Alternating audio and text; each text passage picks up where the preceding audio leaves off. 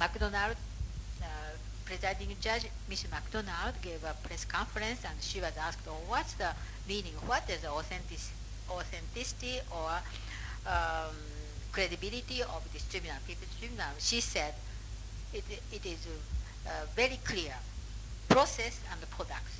Process. So many evidences and so many important testimonies by survivors themselves, and the products strictly applying international law of those days."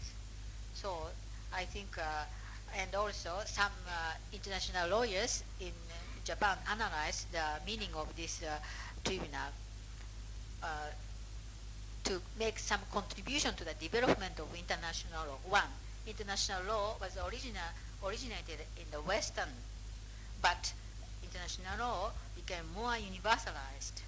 Number two, international law was state-oriented, but it was sort of come to the hand of the people. Number three, international law was so male-oriented, but now gender sensitivity was put into this international law. So I think even though this is not a formal state court or tribunal, but I think people can show, or women can show the where is the justice for these survivors. So my presentation is so disorganized, but I hope you understand what happened. So if you have any questions, I think thank you very much for the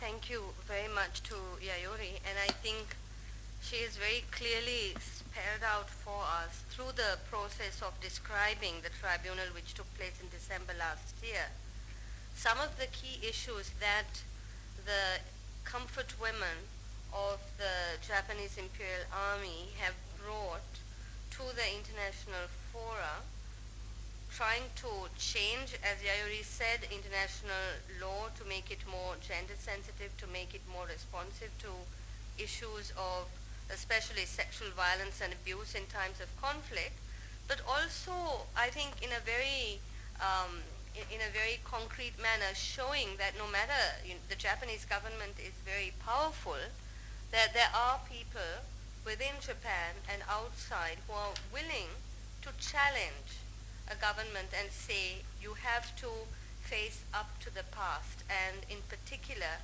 you have to find a way to make victims of abuse feel that their pain has been recognized and understood. And I think there are many issues that we have discussed over the years, planning this tribunal, but also working with the Women's Caucus for Gender Justice at the International Criminal Court, trying to get sexual violence recognized as a war crime and as a crime against humanity, that have raised a range of issues that Yayori was talking about crime and punishment, about what is a way in which we can reasonably expect all the perpetrators of violence to be punished. What are the different levels of culpability?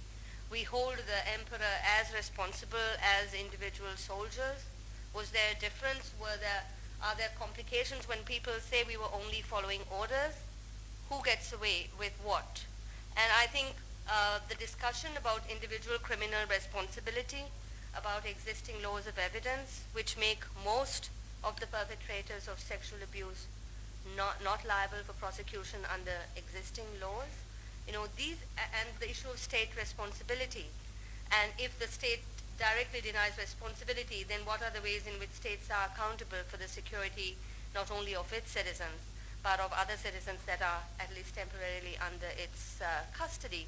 A whole range of issues, I think, which are not only to do with law, but are to do with our ability as human beings to come out of a bad moment in our history, to deal with a past that's full of our own of crimes committed by ourselves, and to see what are the ways in which we can genuinely speak about justice. And I think in South Asia, there are still many situations, beginning from partition to what happened to Bangladeshi women, to what happens now in the Northeast or in Sri Lanka or in Afghanistan, wherever. There are many situations in our own subcontinent for which the issues that Yayuri has put on the table are very important. So I think part of the reason why we had invited Yayuri to speak is indeed that we would learn about the Japanese process, but also that we would begin at least to see some of the ways we can make connections with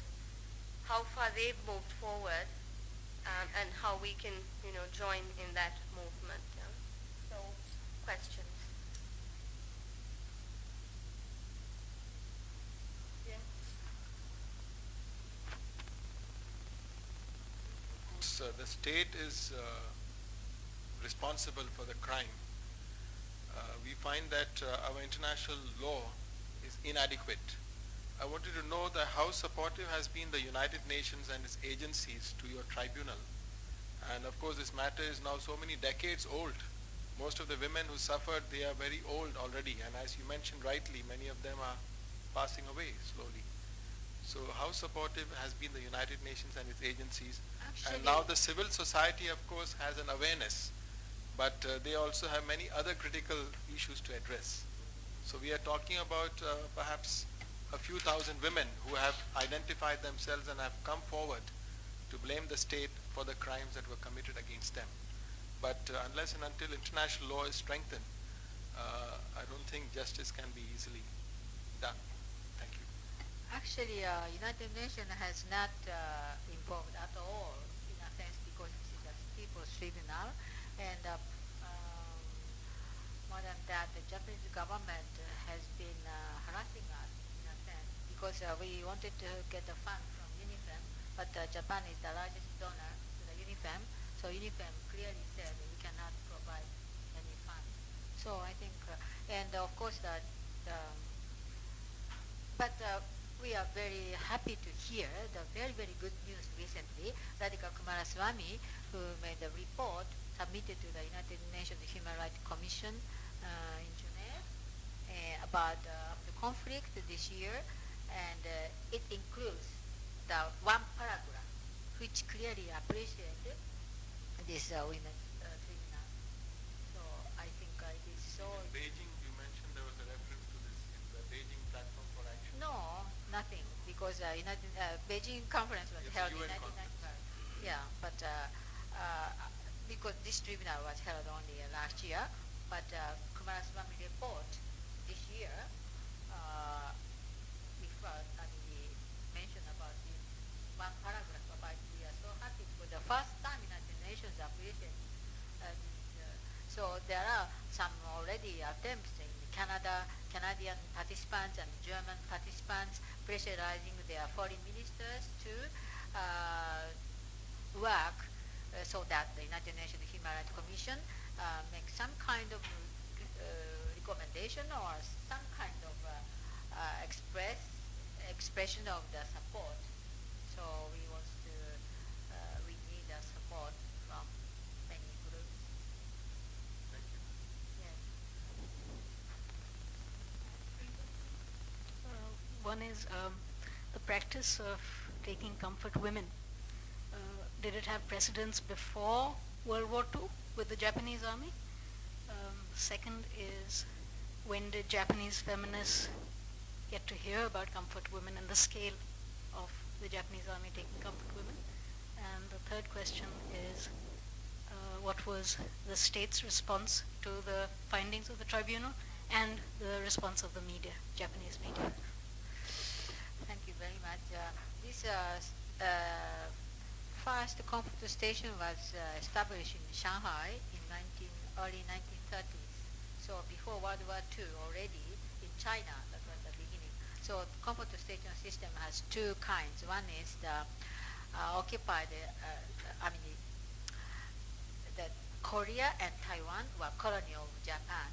So women in these colonized countries were recruited one after another, thousand women, and they were sent to whole area from China, near Siberia, to Pacific Islands. You see, but that is the colonized women victimized in that way.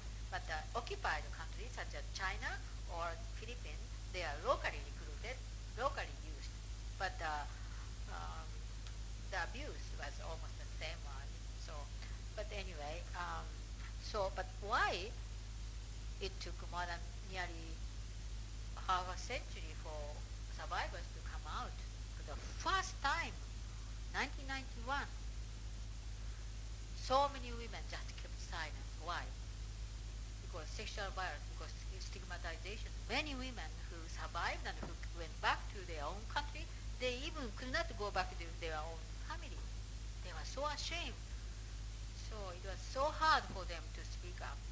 For instance, Japanese women were also abused, but many of Japanese women were recruited from sex industry. So even more difficult for them to speak up. So that was the situation. And how to respond to the feminist groups? Actually, after this Kim Hak-sun, who spoke for the broke silence for the first time, we were so much shocked. And actually, I myself knew about it since 1970s, because when we started the campaign against Japanese men sex tours to Korea, Korean women challenged us. This kind of sex tours by Japanese men is just repetition of the wartime sexual abuse. You see? We were so shocked with Japanese women, so we wanted to do something. But those days, no survivor was there.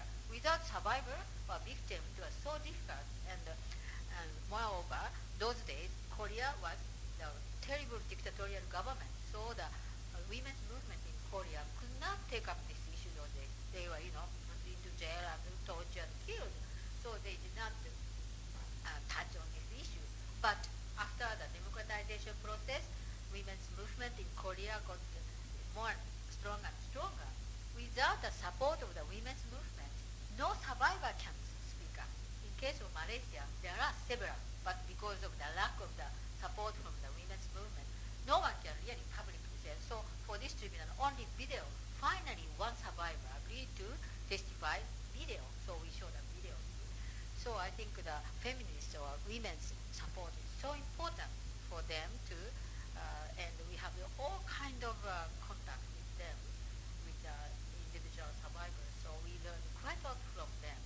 So it is very important. And one of our projects through this project is we have been making so many video testimonies. We formed a video team because many people are dying. We have to really listen to their testimony before they die. So we formed about 50 women joined the video team, and we visited North Korea, Malaysia, Burma, many countries, and we have made many. So it is so important too, because now video is now very light and not so difficult to handle. So we need a manual.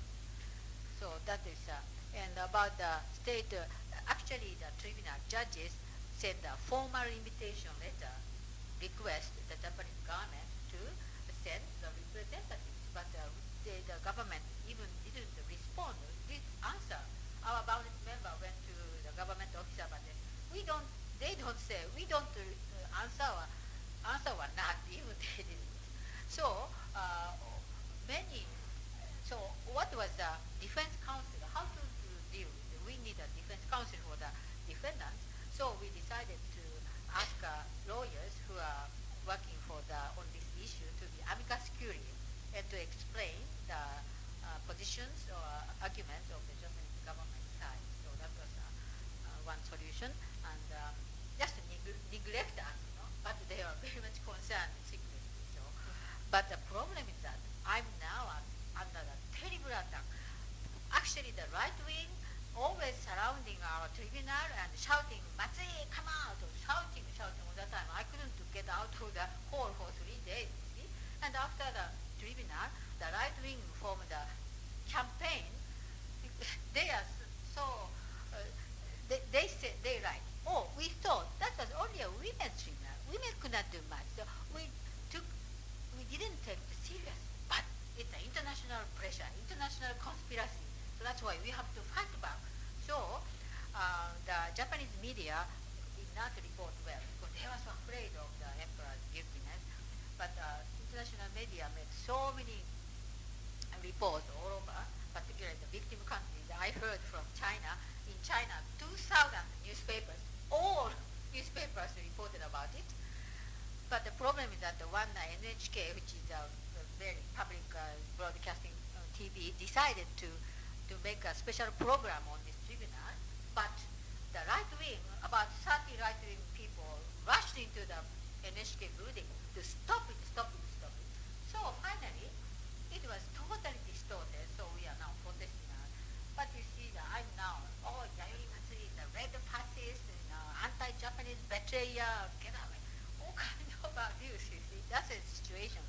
So it's very difficult to, so I don't know how to deal with this kind of situation. I need support from you. Urvashi had a question Yes. first, please. Yes.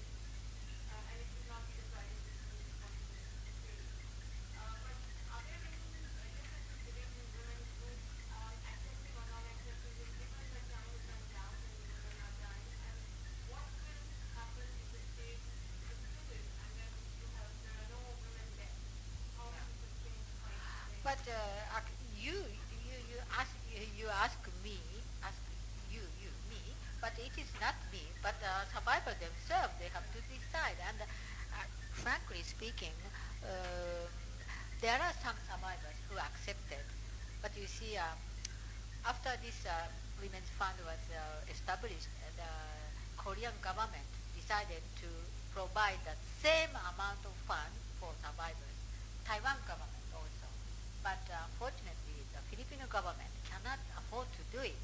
So most of the Filipino survivors have accepted it. So we never accuse them, we never blame them, because they are their own decision. We cannot say anything what survivors have decided. But we are very angry against the tactics of the Asian Women's Fund, which really pressurized the survivors to accept it, and so much split among the survivors and some supporters, some women's group, really distrust and many. So actually, case of Koreans and Taiwanese comfort women, financially they don't have any problem. Actually, they receive all kind of support from the government, and I think survivors feel that it's not only the money they demand. They want to the sort of sense of justice, because still they are blamed that you are prostitutes. What do you want? We paid you. That is the comment always the Japanese soldiers. We went to Varanasi member went to the Yasukuni shrine, and on the festival day, many former old men, former soldiers come get together there. So we made a questionnaire. How do you think about comfort station? In the beginning, we are a bit afraid, they may answer or not. Or they are so willing to answer. They don't feel any guiltiness. So more than two-thirds of those who answered, yes, we did it, and we went, and comfort stations are necessary even now. And there is no need whatsoever to pay anything to those people. We paid it. See? But actually, it's true that soldiers pay the money, but these women did not pay, you see, at all, for instance. And for instance, there are many different kinds. For instance, I went to the Taiwan, there's the Aborigine women who are abused. And I was so shocked, you see. In the beginning, those days, Aborigine community was directly sort of ruled by the police, Japanese police, you see, because of the colonial rule. So some Japanese troops came to the village area. The policemen asked the young women of the village to work for the Japanese army to, cooking or something. But after 1 month or 2 months, these girls were never allowed to go home after dinner, and they were put into the cave or tunnel, just in the dark, and just so many soldiers come just rape. They didn't even use the condoms. You see? So many of them got pregnant, and some of them went home after war without knowing they were pregnant. What happened to them? Because their husband beat them again. So some survivors, got divorced 3 times. It's so nothing to do with money, though, just rape. But you see that many problem is that now the right wing is making so much campaign that all these are prostitutes.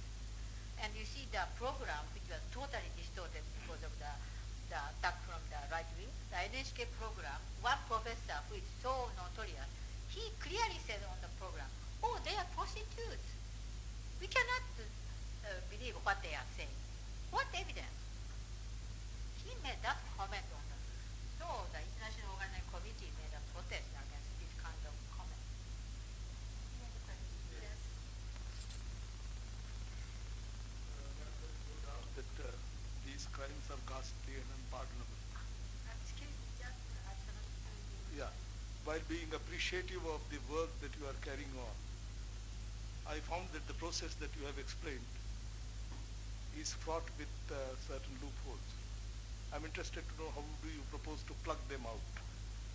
For example, there are crimes which have been effected more than 50 years back, and as you said, that the survivors are fast depleting. Now the question is, if an evidence is collected in respect of them, and whether it is possible for us to collect the evidence at all in all the cases. Now, so far as the individuals are concerned, individuals who have perpetrated the crime, the punishment to them may not be possible because many of them may not be surviving. Now, in which case, the only other institution which can be made culpable or constructively responsible would be the institution of the state. Now, in such case, how far the international law, because as I find, international law is ineffective. Now, international law transforming itself into the national law, then only it will be enforceable. Now, many states do not have this process. So therefore, firstly, how do you plug the difficulty of collecting of the evidence? Secondly, how do you plug the difficulty of punishing the persons concerned and making the state liable? And thirdly, what is the effect of the tribunal itself? Tribunal is not legally valid in the sense that its diktat is not enforceable in law. If that be so, how do you propose to proceed? These are the aspects which you may kindly just enlighten. Thank you very much for your. I'm not such a expert on international law. It's true. It is so difficult to prosecute the case which took place more than 50 years ago, because those defendants are all dead. Actually, I mean, those who are in a high rank, high position, who are really responsible, and actually the emperor, former emperor, already dead. So there are the right wing criticizing our tribunal. The dead person cannot be prosecuted, but this is a people's tribunal. So the main purpose is to make it clear what kind of crime. So we don't care the defendants are dead or alive. And actually, the final judgment will give a judgment about more than 20 defendants of military and government leaders, high-rank leaders, but all of them are dead. But we have lots of evidences, that's true. So it is very difficult to collect evidence, but still we have to demand the Japanese government to expose so much military documents which the government refused to expose. And also we have to dig the the allied companies, the allied countries, the United States has lots of evidence, so we have to, I think, to make more effort to trace this. And the third question about the effect, the legal effect, I think one of the judges, Miss Christine Chinkin, wrote a paper about the meaning of this tribunal. So this paper gives you some idea what is the effect or without the legal no way to legal enforcement.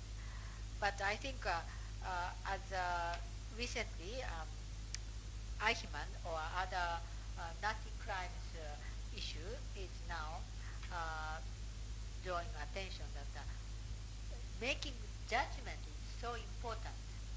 So who makes judgment about the crime? It is not only the state, but the civil society can make judgment about the crime of your own country or of your state. So in that sense, I think it is the judgment which is so important. Of course, the state does not follow this kind of judgment to pay reparation, but still this is a very good sort of base for the people to make more campaign. I think also perhaps it's important to say that the purpose of the tribunal was not only to have a legally binding judgment. It was, on the one hand, to raise public awareness internationally about what had happened and about sexual slavery during wartime, because of the fact that modern conflicts prove to us over and over again that the sexual abuse of women still continues to be a part of acceptable wartime and conflict practice. But also I think it is to do with history and with a sense that you need to record these things for history, because history constantly is falsified in front of our eyes. And I think again in Japan they have a very strong struggle against the writing of history from a particular imperial perspective, which denies the positions of other people within Japan and in the countries that were annexed by Japan during the Second World War. And again, I think it's also my plea to you is to also not only continue to look at this discussion as being about Japan and about women who were the sexual slaves of the Japanese Imperial Army, but to try to extend the understanding that Yayuri and the other women and men who have worked on this issue have shed on what happens to women during conflict to our own societies, because there are many women throughout South Asia who are victims of sexual violence and abuse during conflict, who have never got justice and who have never been able to speak out and claim their rights. So for me at least, I think why this process is very important for us is because in all our countries we have silenced women, and the debilitating thing about that kind of silence is if you don't create a voice now, there's nothing to guarantee you that it will not happen again. While being very... So I think the purpose was much greater than just achieving legally acceptable justice. No, what I'm suggesting is, while being highly appreciative of the work that is being carried on, I was particular that this international opinion that is being created should be translated through the United Nations, so that either you have an attachment with the Human Rights Commission, so that they establish a women's tribunal, and it has the legal effect, translating the United Nations approach into the national laws, so that it ultimately becomes legally effective. That's what I was suggesting. You may kindly consider this aspect. The effect is that, for instance, in East Timor, the people now plan to hold the prisoners on the Indonesian army associated with sexual violence. So that's why three Indonesian and East Timorian women lawyers came to our preparatory meeting to experience the process. And also in Argentina, there are some people who want now planning to hold this kind of tribunal. And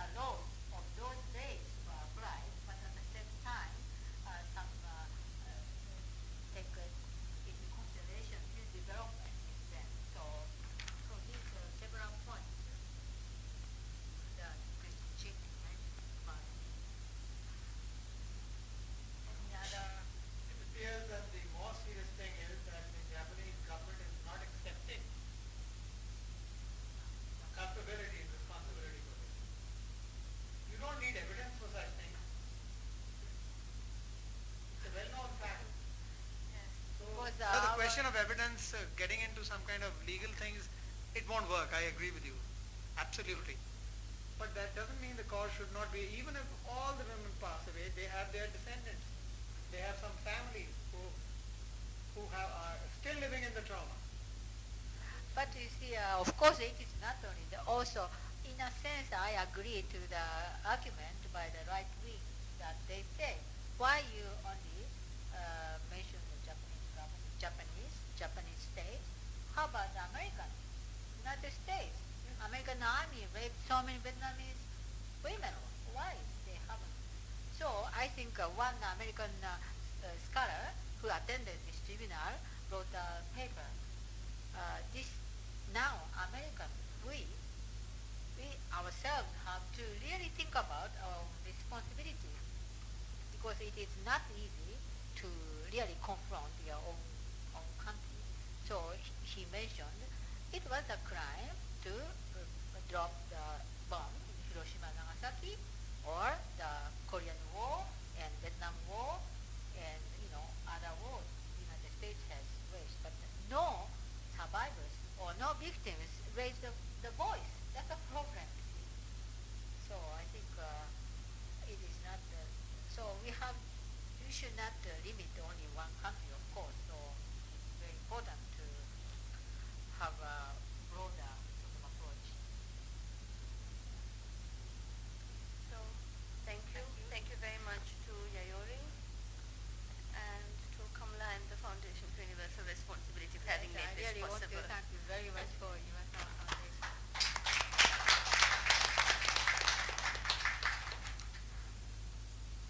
I only have to say one thing. The film itself is such a big fan. Thank you so much. We are now making the documentary film.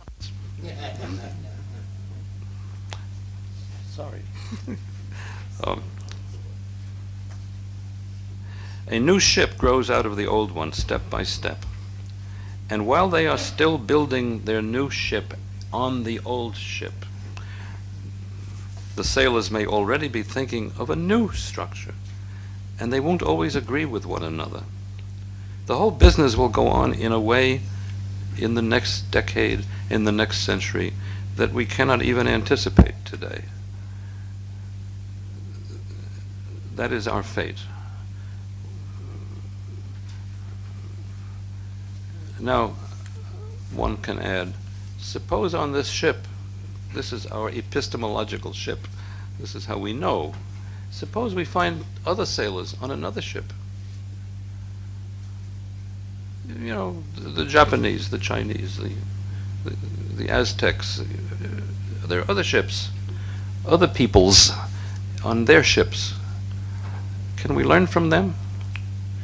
The old Greek story was that Thales from Asia Minor was a very intelligent proto-scientist, and he was an international trader, and he traded with Egypt. And he discovered, to his amazement, that they did things very differently in Egypt. They had a different medicine, they had a different way of governing, they had a different diet.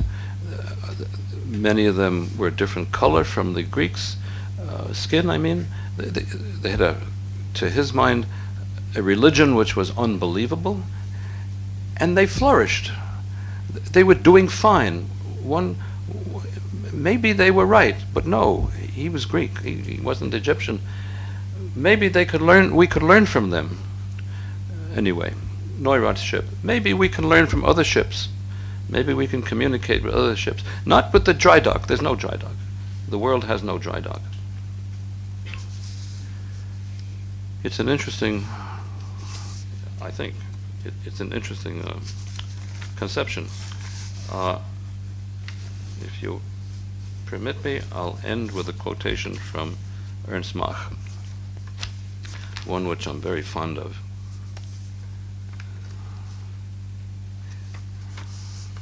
I'll try to read it so it makes sense. He's talking about how can a scientist have an honorable philosophy? How can you be a philosopher and a scientist? he says, the highest philosophy of a scientific investigator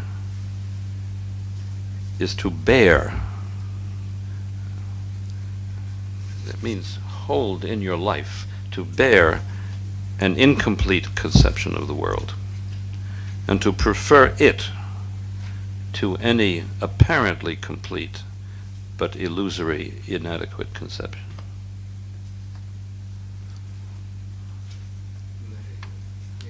It seems to me this is extraordinary. This was in his rectorial address when he became rector of the University of Prague.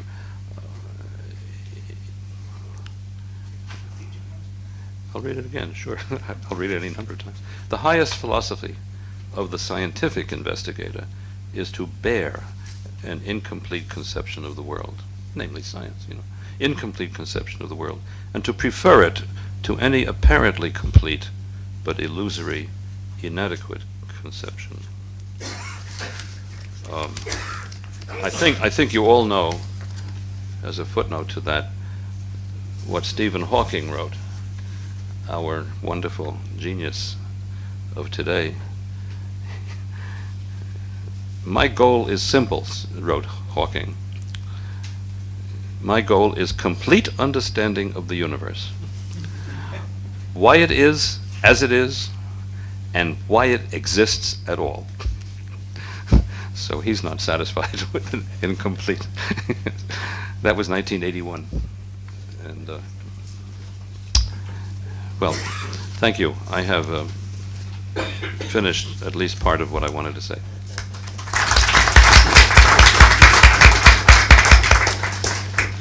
Well, thank you very much, Professor Cohen. You referred to the doubts about the reality of time and the passing of time, and indeed we have hardly noticed the passing of time in the course of your wonderful lecture. Now, it is rather late now, so we will have to restrict the questions to just a few short, pointed questions rather than descriptions or comments or extended statements.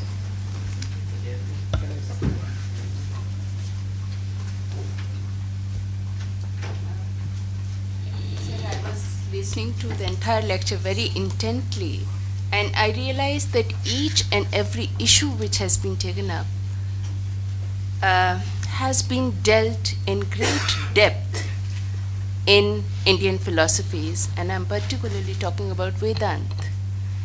And I was just wondering that how, with your background of knowledge, how would you comment upon the insights which are available in Indian philosophy on these issues, and from your background?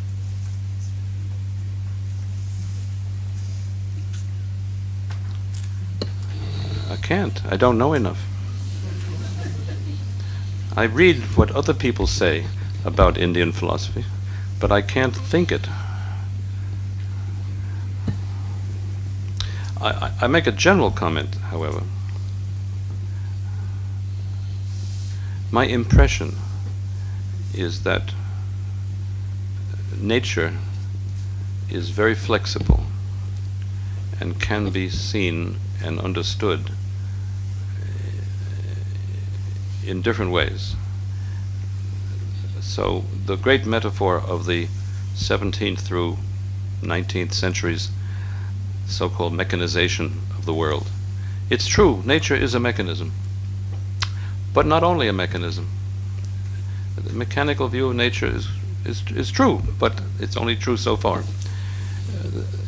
The Taoist, or roughly Taoist theory of an organismic nature, anyway, the organism theory of nature, is also true. There's something quite interactive. Not that nature is like an animal. I don't think so. I don't agree that the deep ecology, that the planet Earth behaves like a plant. I don't agree to that, although that's a scientific hypothesis. But there's something true about organism as the fundamental metaphor, namely that the relation between the part and the whole which we see in quantum theory now, the relation between parts and wholes is a fundamental question which mechanism did not get at. Nature is also part holistic. Now, in Indian philosophy, which has so many different ways, it's not uniform, but in what's peculiarly advanced in the Indian philosophy, as I have somewhat grasped it, is a tremendous insight into the philosophy of language and communication and symbolism. Perhaps not mechanisms, not micro, macro structures of matter and so on, but very much in the direction of meanings and logic. And I think linguistics as a science is one of the most important sciences. To some extent, this means that Indian philosophy, in its varieties, had hypothetical insights into psychology as a result, which are also in advance. Nevertheless, I'm not convinced, and maybe someone will convince me someday if I live long enough, I'm not convinced that these are wiser than relative to much modern thought, are wiser in their respect than anticipations of atomism were in Greek proto-science and so on. The metaphors are there. The wonderful logic is there, that I would say, but that's like saying the wonderful logic of Aristotle was there. Yes, sure. That's my comment. It's not that I'm sure. I'll be more aggressive. I'm fairly sure that there's not a lot for physics to learn from, and that my colleagues in the West who talk about Eastern versions of modern physics being the answers to modern physics, I'm quite sure that they're misled by well, again, by metaphors and not by content. But that's not the claim. The claim really is that the ways of seeing the world in a mature way were anticipated and carried out, no doubt. Can I put just a joint question? Did you know the books of Fritjof Capra? Yes, This is just about this. that's what I was thinking of. Although his is not the worst. His is very intelligent. Yeah. Professor Cohen, you mentioned the exchange of ideas in the ship Oh yes, yes. in the middle. Now, it may be a little digression, but I am concerned that what happens with the intellectual property rights and scientific knowledge when it is controlled by institutions, not allowed open access, what you call scientific knowledge as universal phenomena. What will be the trend in 21st century if this is continued and we don't get the new information, new scientific advances which are controlled by the funding agencies? You know, nobody knows the answer to that. I'm quite pessimistic. I think it's the corruption of science by power has been occurring ever since science began. But so that's nothing new. My word corruption is the same as the word control. The control of science, the choice of what problems to work on, the making of resources available, the making of education of young people to become scientists, namely the resources of human intelligence to become available. All of these things are controlled outside. Nevertheless, in any population, there are